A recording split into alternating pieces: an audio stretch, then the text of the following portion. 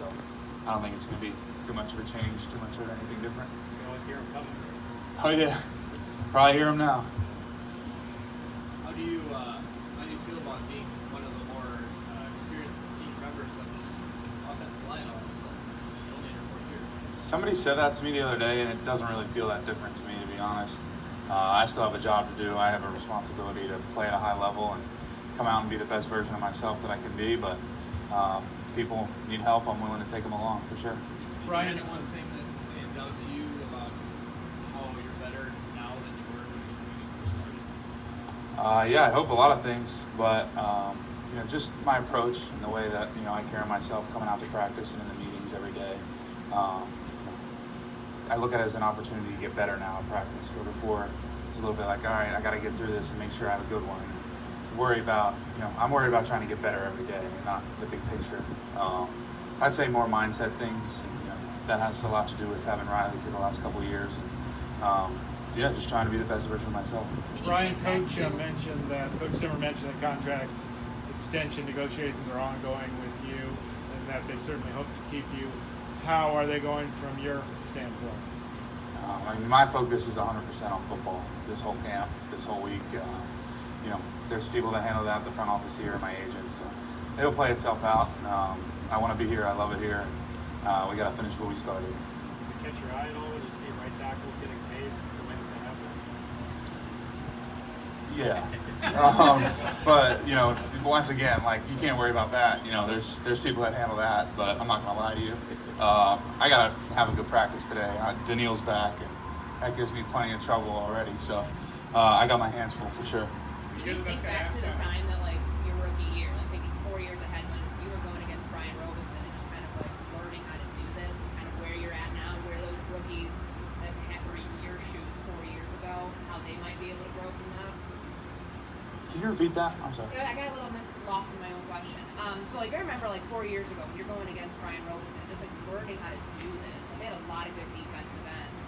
What can you take from that experience and impress upon when Christian starts playing or any of the younger tackles? I'd say the fact that you're not used to getting beat. I'm still getting beat in practice. And in college, for these guys, that really didn't happen all that frequently. They're the best guy in college. They're the best player, probably in their conference, some of the best players in the country. And now you come out here and you're going against the best players in the world.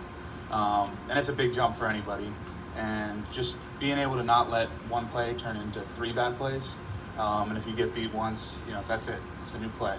And having a mindset where you can flush out the bad ones right away takes a little bit longer for some people than others. But just trying to be like, hey man, it's good. We're gonna have 5,000 more reps over the next couple weeks, so it's all good if one goes poorly. You mentioned having to handle Danielle. You're probably the best guy to ask. How close do you think he is back to what he was 2 years ago? He was pretty damn good yesterday. It's gonna be a big help for me. I think he's. You look at him. He looks amazing. That's no surprise, but he's a professional. He goes about his business the right way, and he works hard. And I think it's going to make everybody better. If we get to see that level of competition every day, that can only put us in hard situations. And you want that. You want the game to be easier than practice, and he sure makes practice really hard.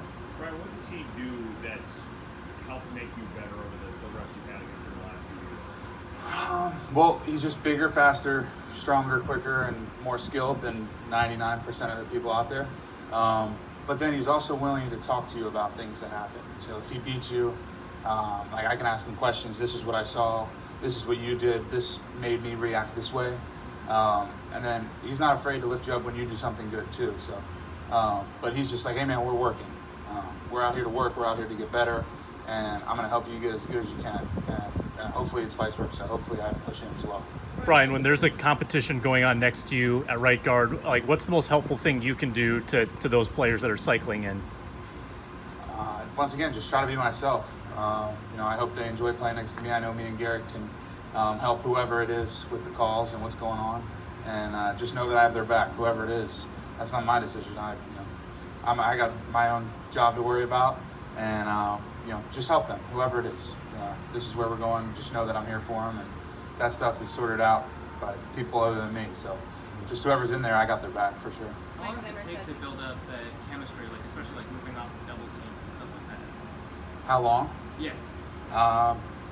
I've played with whoever I've been playing against with the last couple of years. I've started games next to Dakota. Have had a ton of work with Oli in previous years playing tackle. So I kind of know what they both do and what they're both like and how they fit certain things. And it's only going to come with time, more reps. Hopefully it will get us more comfortable, but I hope not that long. Right.